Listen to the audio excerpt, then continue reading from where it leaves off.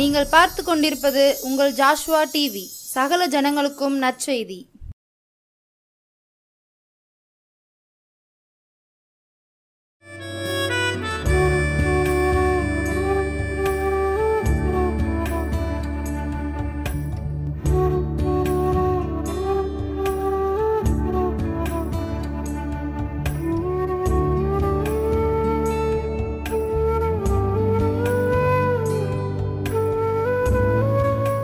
தேவன் தாமே உங்களை ஒவ்வொருவரையும் ஆசீர்வதிப்பாராக.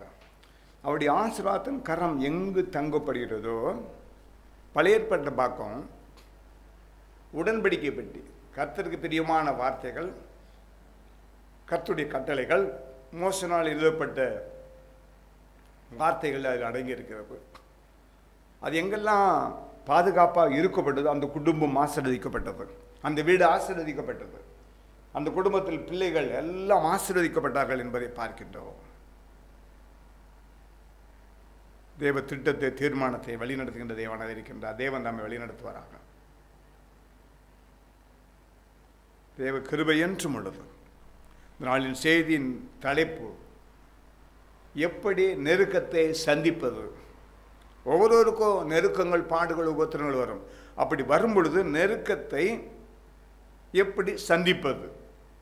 நெருக்கம் வருது, பாடு வருது, அதை சந்திப்பது யார் என்றால் கர்த்தர் தான் சந்திப்பார். நீங்கள் சும்மா இருப்பீர்கள், செபிங்க, துதிங்க தேவ சமூகத்தில். இந்த செய்திக்கு உங்களோடு பகிர்ந்து கொள்ளும் முன்பாக நடந்த அதாவது அருமையான ஒரு வெளிப்பாடு தேவன் எனக்கு தந்திருந்தார். அதை உங்களோடு பகிர்ந்து கொள்ள நான் விரும்புகின்றேன். ஒரு வயதானவர், கிட்டத்தட்ட 75 இருக்கலாம், ஆண்டுடைய பெரிய கிருபையினால் இப்பொழுது அவருக்கு 75 வயசு இருக்கலாம். ஆனால் இந்த சம்பவம் 30/3/2018 நடந்தது. அவரை குறித்து ஜெபிக்கும் பொழுது தேவன் திட்டமாக தெளிவாக அடியனுக்கு வெளிப்படுத்தின. எப்படி என்றால், ஒரு 7 அடி உயரத்தில் பள்ளமாக ஒரு பாறைக்குள்ளாக தண்ணீர் கிடைக்கிறது. அந்த தண்ணீரில் ஒரு குடம்தான் உள்ளே போகும். மற்ற இடத்த போகாமே இந்த பணம், சட்டம், கம்பு இதெல்லாம் போட்டு மறைச்சி கட்டி வச்சிருக்காங்க. அது ஏன் ஆண்டவர் இப்படி கட்டி வைக்கப்பட்டது என்றால், அந்த தண்ணீர் அவர் மட்டும் மோந்து கொள்ள வேண்டும். நம்ம குடும்பத்தை தவிர வேறு யாருமே தண்ணி எடுக்கக்கூடாது, எடுக்க அனுமதி இல்லை என்பதற்காக அதை கட்டு வைத்துள்ளார் என்பதை தேவன் வெளிப்படுத்தினார். கொடுப்பவர்களுக்கு கொடுக்கப்படும் என்பதை பார்க்கின்ற வசனத்தின் பிரகாரம் நீங்கள் கொடுங்கள், உங்களுக்கு கொடுக்கப்படும். எனக்கு அருமையான தேவ சொன்னமே, ஒவ்வொரு ஆளுக்கும் ஒரு குணபாவங்களை தேவன் தந்திருக்கின்றார். அதிலிருந்து மாற்றி அமைக்க யாராலும் கூடாது என்பதை பார்க்கின்றோம். அந்த தண்ணீர் இருக்குது, அந்த தண்ணீர் யாருமே எடுத்துடக்கூடாதுங்கிறக்காக பனஞ்சட்டம், கம்புகள்லாம் குறுக்கு கட்டி அந்த தண்ணியை பாதுகாத்துக்கிட்டே இருக்கிறார். அவர் குடும்பத்தை தவிர யாரும் எடுக்கக்கூடாது. அப்படி அல்ல. ஒரு ஆசீர்வாதம் வரும்பொழுது பிறருக்கும், கஷ்டப்பட்ட ஜனங்களையும் நினைவு கூறும்படியாக, கிருபையாக நாம் நினைவு கூறுவதாக இப்படிப்பட்ட சிலாக்கியத்தை தேவன் தந்திருப்பார். நன்மை செய்யக்கூடிய நேரங்கள் வரும் பொழுது செய்யத்தக்கவர்களுக்கு நன்மை செய் என்பதை பார்க்கின்றோம். அருமையாக என்னுடைய சமூகத்தில் அடியனுக்கு சொந்த ஒரு ராஜபாளையம், பொன்னவரம், தெற்கு பொன்னவரத்தில் தேவ சமாதான சபை கிட்டத்தட்ட 31 ஆண்டுகள் நிறைவாகிவிட்டது. 32வது ஆண்டுகளில் அந்த சபையை தேவன் நடத்தி வருகின்றார். அந்த சபையை நான் தேவனுடைய கிருபையினால் நடத்தி வருகின்றேன். என்னுடைய பேர் ஜோசப் ராமசாமி. இதை பார்க்கின்ற உங்கள் ஒவ்வொருவருக்கும் ஏதோ வேதனை, நெருக்கங்கள் இருக்குமானால், சபைக்கு போகலை, சபையை பற்றி என்ன தெரியாது, ஆண்டவர் பற்றி, வசனத்தை பற்றி தெரியாதுன்னு ஒரு சபையை நாடி நீங்கள் போங்க. ஒரு ஊழியர்காரங்கிட்ட நல்ல ஒரு அருமையாக கொடுக்கக்கூடிய அந்த செய்திகளை நீங்கள் சந்தோஷமாக கேளுங்க. ஜெப உதவிக்கு அவங்கள்ட்ட கேளுங்க, சொல்லுவாங்க. அதே போல் எந்த சபைக்கும் போகாதபடி மனம் திரும்பல, கர்த்தருக்குள்ளாக நான் இன்னும் கர்த்தரை ஏற்றுக்கொள்ளவில்லை, வசனம் என்றால் என்ன என்று எனக்கு தெரியாது, அப்படி இருப்பீர்கள்னால் நான் கொடுக்கக்கூடிய செய்தி இந்த கீழ் பகுதியிலிருந்து என்னுடைய ஃபோன் நம்பர் வரும். அந்த ஃபோனில் நீங்கள் தொடர்பு கொள்ளும் பொழுது சில ஆண்டுடைய கிருபையினால் தரக்கூடிய வார்த்தைகளை நாம் பகிர்ந்து கொள்ளலாம். இந்த ஊழியத்துக்காக நீங்கள் செபியுங்கள். ஆண்டவரை ஏற்றுக்கொண்ட குடும்பங்கள், ஊழியர்கள், விசுவாசிகள் அனைவரும் இந்த ஊழியம் தடுக்க வேண்டும் என்பதற்காக நீங்கள் செபிக்கும் பொழுது தேவ திட்டத்தை நிறைவேற்றுவார். எதற்காக அந்த ஐயாவை பற்றி நான் சொல்கிறேன்? நல்ல ஒரு சந்தர்ப்பம் இருக்கிறது. அந்த இதை தண்ணியை யார் எடுக்க முடியாத ஒரு வேலி அடைத்து அதை பாதுகாத்து கொண்டு இருக்கிறார். அடுத்த நாள் மழை வரும்பொழுது அந்த தண்ணி என்ன ஆகும்? அவருக்கே ஆகாத. எனக்கு அருமையான தேவ சொன்னமே, 1997 மிக மிக வறட்சியான காலம். 1997. இப்பொழுது உங்களோடு நான் பகிர்ந்துக்கூடிய இந்த நாளின் செய்தி 2025ஆம் ஆண்டில் உங்களோடு நான் இப்பொழுது பேசிக்கொண்டு இருக்கின்றேன். நடந்த சம்பவம் 1997ஆம் ஆண்டு. அந்த ஆண்டு முழுமையாக மழை இல்லாதபடி ராஜபாளையம் பொன்னவரத்தில் ரொம்ப வறட்சி காணப்பட்டது. ஆண்டுடைய பெரிய கருவினால் எனக்கு ஒரு ஓடு ஓட்ட வீடை ஒரு 4 ரூம் இருக்கிற அளவுக்கு தேவன் ஒரு இடத்தை தந்து ஒரு ஓட்டு சாய் போட்டு அங்கே நாங்கள் குடியிருந்தோம். அதில் போட்ட போரிங் கம்மி தான், ஆனாலும் நல்ல தண்ணியாகவும் இருந்தது. அந்த வறட்சி காலத்தில் தண்ணி எப்பொழுதும் போல் சப்ளை வந்துட்டு இருந்துச்சு. தேவ சமூகத்தில் கேட்டேன், ஆண்டவரே இத்தனை பேர் தண்ணிக்கு இவ்வளோ கஷ்டப்படுறாங்களே, விலைக்கு வாங்குறாங்களா ஆண்டவரே, நல்ல தண்ணியாக தந்திருக்கீங்களேன்னு கேட்கும் பொழுது ஆண்டவர் கொடுத்த நல்ல அருமையான ஒரு கிருபை என்னன்னு கேட்டேன். நான், நீ எல்லாரும் தண்ணி கொடு, காசு வாங்காத அப்படின்னா. இரவும் புகழுமாக நான் முழிச்சிருந்து ஒரு 7 ட்ரம் இருக்கும், பெரிய ட்ரம். அந்த நாட்காலங்களில் அந்த ட்ரம்மு வாடகை கொடுவோம். சில ட்ரம் 25 குடம் தண்ணி பிடிக்கும். நாக ட்ரம், நாக தகரனால் செய்தது. கிட்டத்தட்ட 7 ட்ரம்முகள் வெளியே வைத்து விடிய ஒரு 4 மணி 3 மணி வரைக்கும் 1 மணி நேரம் போட்டு 1 மணி நேரம் ஆஃப் பண்ணி மோட்டர் அப்படியே நிறச்சி வச்சுருவோம். காலையில் குறிப்பிட்ட நேரம் வருவாங்க, ஒரு 6 மணிக்கு வருவாங்க எல்லா ஜனங்களும். ஆண்டவருடைய சமூகத்தில் சொல்கிறேன், இது என்னை நான் பெருமைப்படுத்திட்டுருக்காக அல்ல, தேவனுடைய நாமத்தை மகிமைப்படுத்த முடியாது சொல்கிறேன். 125 பேர் தண்ணி எடுத்தார்கள். எல்லாரும் எடுக்கும் பொழுது எத்தனை குடம் நீங்கள் நினைக்கலாம், கேளுங்க, உண்மைதான். குடிப்பதற்காக அந்த காலங்களில் அந்த நாட்களில் குடிப்பதற்காக 1 குடம் தண்ணீர் 125 பேர் தண்ணி எடுத்தார்கள். இந்த கருமையான தேவச்சனமே, இப்பொழுது காலங்கள் மாறிவிட்டது. அதே நன்மையை நான் இப்பொழுது செய்ய வேண்டும் என்றால் முடியாது.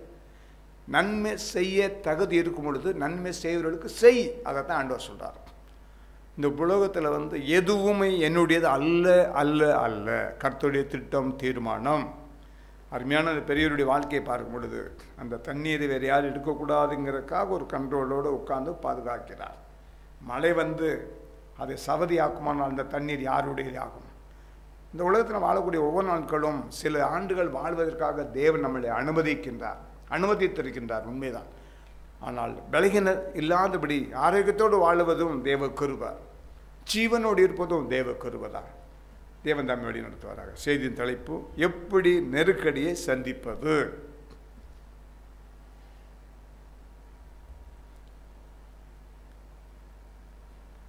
சங்கீதம் 46ஆம் அதிகாரம் 1ஆம் வசனம், தேவன் நமக்கு அடைக்கலமும் பலவுமானார், ஆபத்து காலத்தில் துணையுமானவர்.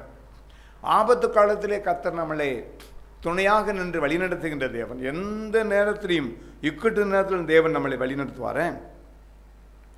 எப்படி நெருக்கம் வந்தாலும் அதை மாற்றி போடுவாரே.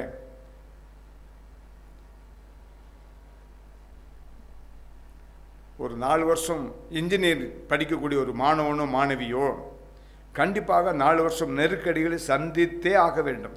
ஆனால் லட்சியம், அதை முடித்தாக வேண்டும் என்ற ஒரு லட்சியம், ஞானத்தோடு விசுவாசத்தோடு தெய்வீக அன்போடும் தெய்வீக பலத்தோடும் படிக்கும் பொழுது வெற்றி நிச்சயம் என்பதை பார்க்கின்றோம். இந்த படிப்பு முடிந்த பிறகு நல்ல பட்டம் கிடைத்த பின்பாக அந்த சகோதரனுக்கு தெரியும் நம்முடைய பாடுகள், வேதனைகள், நிந்தனைகள், அந்த நெருக்கத்தில் எப்படியாக நாம் கற்றுக்கொண்டோம் என்ற அந்த தீர்மானம் அவர்களுக்குள்ளாக வரும் என்பதை பார்க்கின்றோம். அந்த நெருக்கத்தை சந்தித்து கொண்டவர்களுக்கு நல்ல பரிசை தருகின்றார்கள்.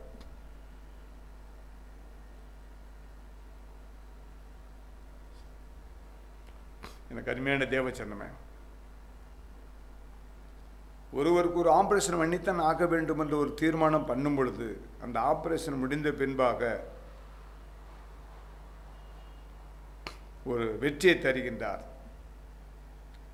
ஒரு சுறுசுறுப்பை தேவன் தருகின்றார். மறக்காத தேவன் ஒரு வெற்றியை தேவன் தருகின்றார் என்பதை பார்க்கின்றார்.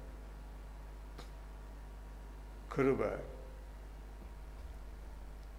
சில நெருக்கங்கள் வரும் பொழுது, பாடுகள் வரும் பொழுது, உபத்திரங்கள் வரும் பொழுது, சில நட்புகளை விட்டுவிடலாம், சில நட்புகளை விட முடியாது. ஆகையால் ஒரு தேவ மனுஷன் நெருக்கடியை எப்படி சந்திப்பது என்பதை பார்க்கின்றோம். கர்த்தருடைய சமூகத்தில் கர்த்தர் தான் துணை. நெருக்கடிகளை நாம் சமாளித்து வருவது கர்த்தர் தான் துணை. அவர் தான் நமக்கு வேண்டும், வேற வழி இல்லை.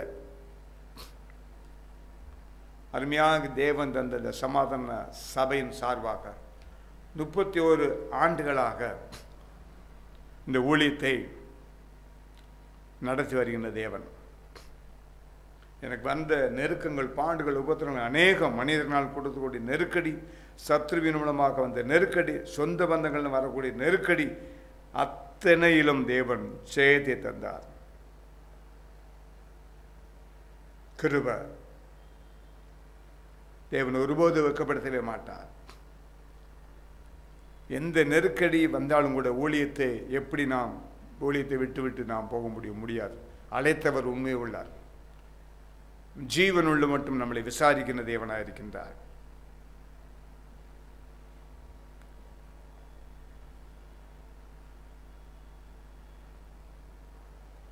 எவ்வளவு ஒரு கடினமான இருதயமாக இருந்தாலும் அதை மாற்றுகின்ற தேவனாக இருக்கின்றார். அந்த நெருக்கடிகளிலிருந்து சமாளித்து, நெருக்கடியை உபத்திரத்திலிருந்து, உபத்திர பாதையிலிருந்து வெளிவருவதற்கு தேவனுடைய வார்த்தைகளே நமக்கு பாதுகாப்பாக வெளியாக காணப்படுகிறது. பேதுருவை நோக்கி இயேசு சொல்றாரு, நீங்கள் 1 மணி நேரமாவது வெளித்திருந்து ஜெபிக்க கூடாதா? சரீரம் விலகினம் தான், உண்மைதான். ஆனால் ஆவி, பரிசுத்த ஆவியானவர் நமக்கு தந்தது என்று அது உற்சாகத்தை தூண்டும், உற்சாகத்தை தரும் என்பதை பார்க்கின்றோம். சங்கீதம் 119 அதிகாரம் 46 வசனம் பார்க்கும். உம்முடைய சாட்சியை குறித்து ராஜாக்களுக்கு முன்பாகவும் வெட்கப்படாமல் பேசுவேன்.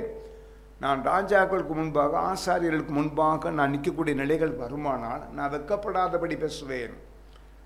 என் ஜீவனுக்கு அதிகாரியாக உம்மை நான் உயர்த்துவேன். தேவ திட்டத்தை, தீர்மானத்தை நீர் எனக்கு வைத்திருக்கிற ஒவ்வொரு நாட்களிலும் சாட்சியாக நான் பேசுவேன். சில நேரங்களில் வேலை பார்க்கும் பொழுது இடத்து நெருக்கடி, பிள்ளைகள் மூலமாக வரக்கூடிய நெருக்கடி, சில நேரங்களில் தொழில் மூலமாக வரக்கூடிய நெருக்கடி, இவைகளை அனைத்திலும் நாம் வெற்றி பெற முடியும் என்றால் கர்த்தருடைய சமூகத்தை நாம் நம்பி இருக்க வேண்டும் என்பதை பார்க்கின்றோம். கர்த்தருடைய சமூகம் மேலானது. சில நேரங்களில் மனசில் சமாதானம் இல்லாம் என்றால் உடனடியாக செய்ய வேண்டியது என்ன என்றால் ஜெபம். நாம் எவைகளிலும் ஜெபிக்கவில்லை என்றால் ஆசீர்வாதத்தை சுதந்திரித்து கொள்ள முடியாது. நெருக்கடி வரும் பொழுது அந்த நெருக்கத்திலிருந்து நாம் விடுபட வேண்டும் என்றால் ஜெபம். நாம் ஜெபிக்கும் பொழுது நல்ல ஞானத்தை, கிருபையை தேவன் தருவார். சாலமோன் மகன் யெகோவா அவர் கொடுத்த நல்ல ஆலோசனையை தந்தார். சாலமோன் தேவ சமூகத்தில் ஜெபித்தார். அவன் ராஜ்யம் கட்டப்பட்டது. சாலமோன் மகன் அருமையான அவன் மகனை பார்க்கும் பொழுது ஜெபிக்கவில்லை. ராஜாவாகிய நான் எழும்ப முடியவில்லை, அதை தேவ நடத்துகிறார். ஜெபிக்க முடியவில்லை என்றால் எழும்ப முடியாது. ஜெபிக்க நமக்கு இடம் கொடுக்கவில்லை என்றால் நான் வாழ்க்கையில் எழும்ப முடியாது. ஜனங்களுக்கும் நாம் நல்ல ஒரு சாட்சி பெற முடியாது என்பதை பார்க்கின்றோம். போராட்டத்தின் மத்தியிலும் கூட ஆண்டவருடைய பெரிய கிருபையினால் தேவ சமாதான சபை ராஜபாளையம் தெற்கு பொன்னூரத்தில் இருக்கிறது. 31 ஆண்டுகளாக தேவன் நடத்தி செல்கின்றார். சஞ்சலங்கள், பாடுகள், உபத்திரங்கள் வரலாம், உண்மைதான். கர்த்தராகிய இயேசு கிறிஸ்துவுக்கு வரவில்லையா? எந்த பாவமும் செய்யவில்லை, பாவத்திற்கு ஆகலே அவர் பரிசுத்த ஜீவியம் ஜீவித்தாரே. புனிதமான ஒரு வாழ்க்கை அவற்றை காணப்பட்டது. ஆனால் பச்சை மரத்தில் ஒப்போடப்படுகிறது. எனக்கு அருமையான தேவச்சனமே, வருத்தத்திலிருந்து தேவன் சஞ்சலத்திலிருந்து விடுதலை தெரிகின்ற தேவனாக இருக்கின்றார். நாம் அனைவரும் ஜெபிக்கும் நேரங்களில் ஜெபத்தில் மூலமாக தேவன் சமாதானத்தையும் சந்தோஷத்தையும் விடுதலையும் தருகின்றார் என்பதை பார்க்கின்றோம். ஆகையால் நாம் சபையின் ஆராதனை நேரங்களில், ஜெபிக்கக்கூடிய நேரங்களில் அருமையான தேவ கிருபையினால் ஒரு டைனிங் டேபிள் போட்டு நாம் ஜெபிக்க வேண்டும். தேவ சமூகத்தில் ஒரு உற்சாகமாக நாம் ஜெபிக்க வேண்டும். ஒரு காலண்டரை நம்ம பார்க்கும் பொழுது வருஷந்தோறும் நாங்கள் காலண்டர் அடிக்கின்றோம்.